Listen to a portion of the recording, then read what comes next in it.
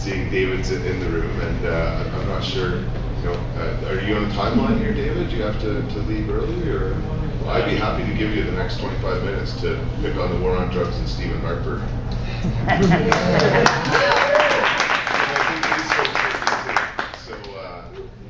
I wanted to sort of finish some of what I started, but we have many lectures on medicinal uses of cannabis, and we have one opportunity here to get you elected. So I probably have to out around just after 4. Okay, well 4 is when this concludes. So okay, well with that then, no, you're staying up here, buddy. Yeah, again, we're quite lucky to have an opportunity here, not only to listen to Dave, but to help Dave become a part of the school board of Victoria, and do so hopefully start to change the drug education program in our schools. So instead of these sorts of things being taught as thus, it could be part of the school curriculum in different ways. So we're really excited to have Dave here and fighting this war on drugs with us in all sorts of ways. So with that, good luck and thanks for coming.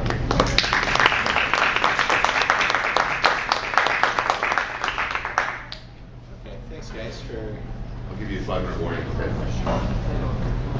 And I don't have a huge lecture prepared, so I'll talk a little bit, do some questions, and I'll probably bail. I have a really interesting issue has developed over the last 48 hours in the school board election, which for people who don't know, the school board election is very low profile. It is almost impossible to really sort of raise public awareness about this election. And municipal turnout at voter turnout at municipal elections is low, period. But like Saanich last year, for example, had a turnout of 21% voters in Saanich. For school boards in the Greater Victoria area, it's even lower. I don't know why that is, because it is a very important issue.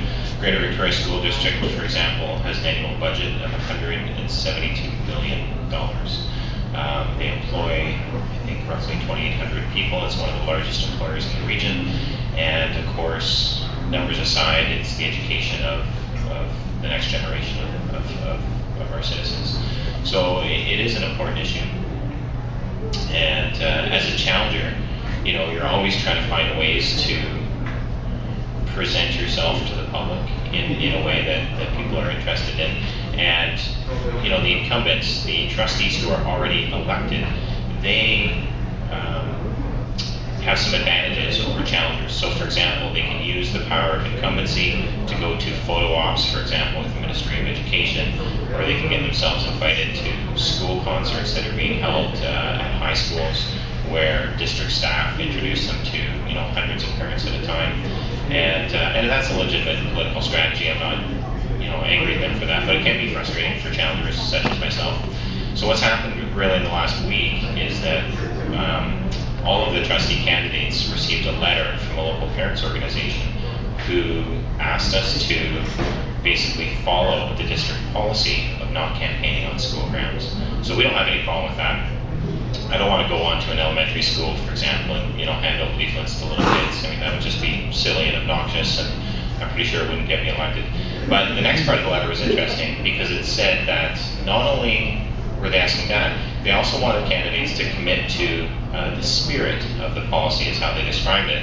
And they asked candidates not to do any campaigning near schools. In other words, they didn't want us to stand on a public sidewalk in front of a school and speak to parents as they're dropping their kids off or picking their kids up in school. And so for us, for a core group of challengers, I've sort of been working with a group of progressive people, so Rob Painter, Edith Lauren Kahunga, Deborah Knorr, and myself. For us, that was problematic because, when you're a challenger, you already have all these disadvantages. And for us, it was really a core part of our strategy to visit every single school in the district and speak with parents as they're dropping their children off. And we've had wonderful feedback from parents.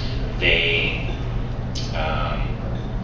I think when we show up at a school like that and we stand on the sidewalk outside the school, it sends a message to those parents that we care about their school and their neighborhood. And different schools obviously have really different needs, like George J. Elementary, for example, is an inner city school. with different challenges than an elementary school at Saanich, because it's the Greater Victoria School District. All of those schools are sort of within the district.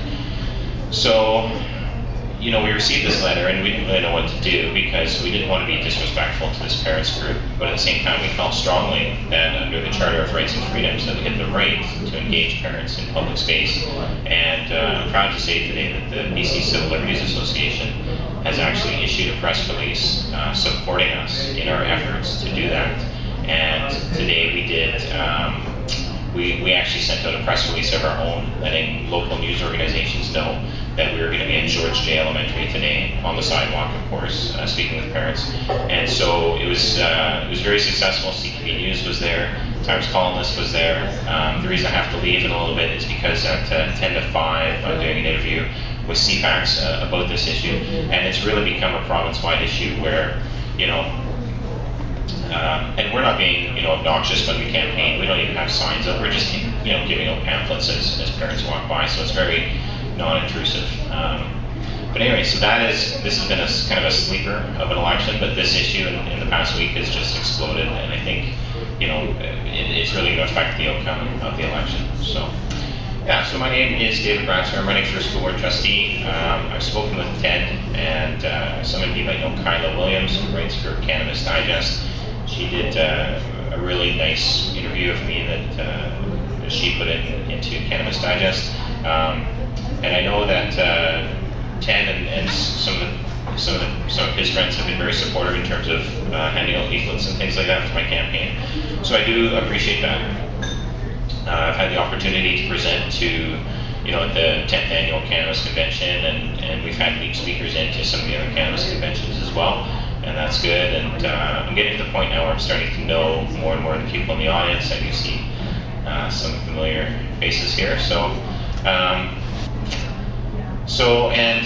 It's been kind of a long road that brought me to this point where I wanted to run for elected office.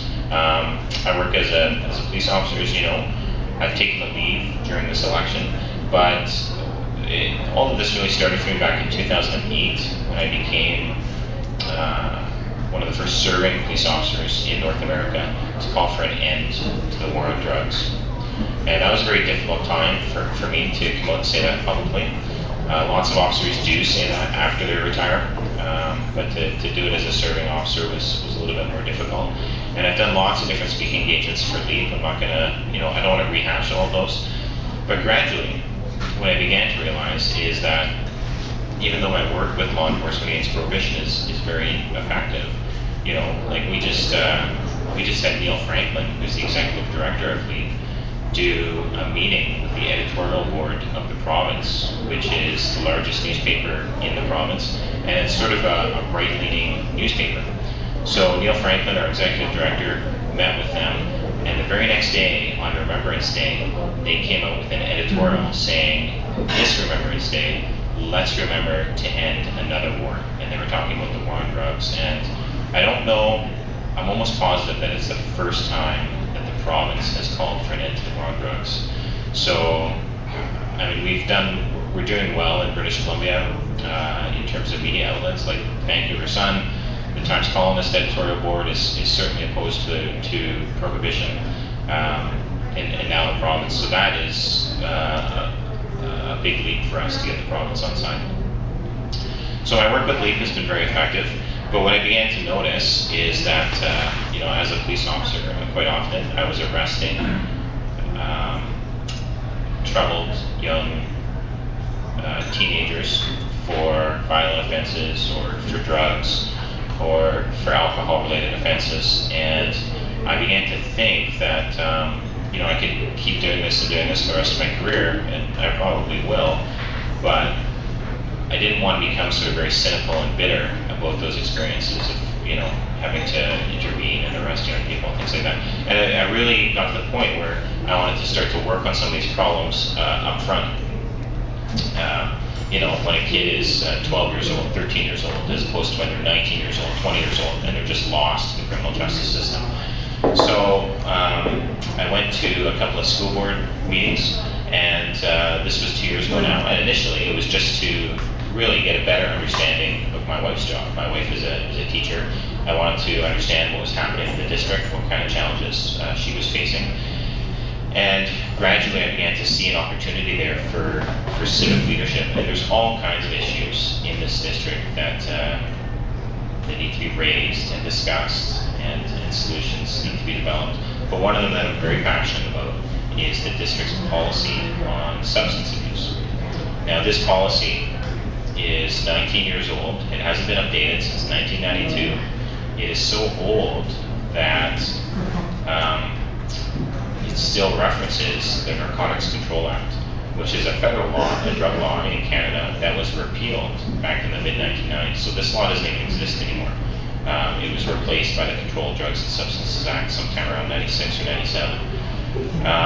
But anyway, this reference to the Narcotics Control Act is still in our school district's policy on substance abuse. And children in our district, adolescents, are getting suspended for drugs or for alcohol based on a reference in this policy to a law that doesn't even exist anymore.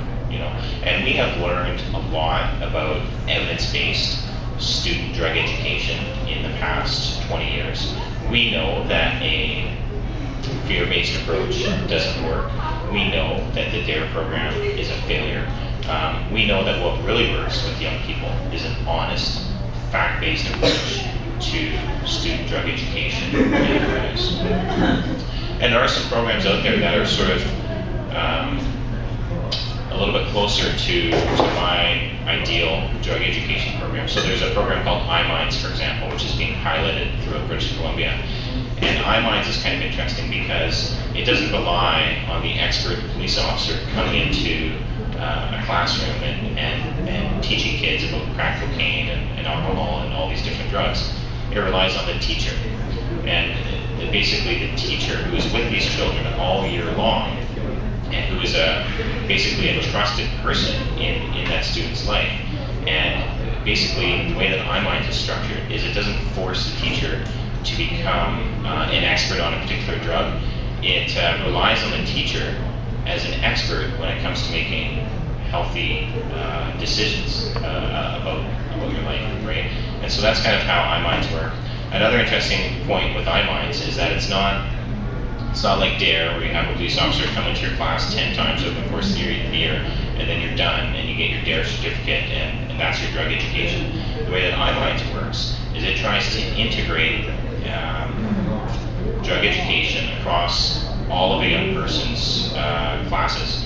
So, for example, a grade 10 English student, they might read a novel in their grade 10 English class where one of the characters has a really positive experience trying cannabis for the first time, right? And then that is a launching point for a discussion in the classroom about cannabis, right? And what the potential harms are, and so on. So that is kind of the philosophy of iMinds. I don't know for sure if that program is going to be brought into the district. I think it is being piloted in a couple of classrooms, but you can't just, even if you're an elected trustee, you can't just snap your fingers and bring in whatever program you want.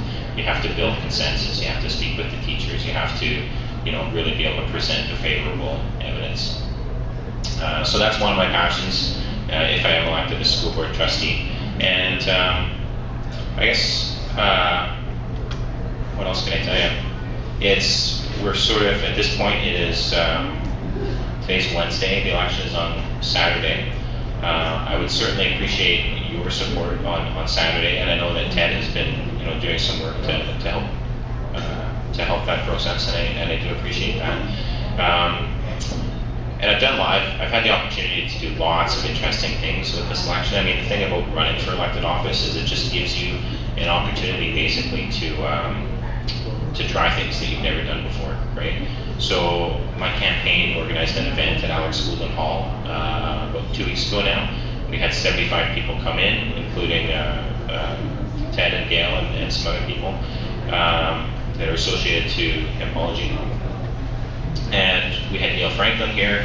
We had Dr. Evan Wood, who is sort of one of the leading drug policy researchers in the world. We had Denise Savoy, Member of Parliament for Victoria, was there, and she spoke about the federal crime bill and what the damage that is going to do to education across Canada.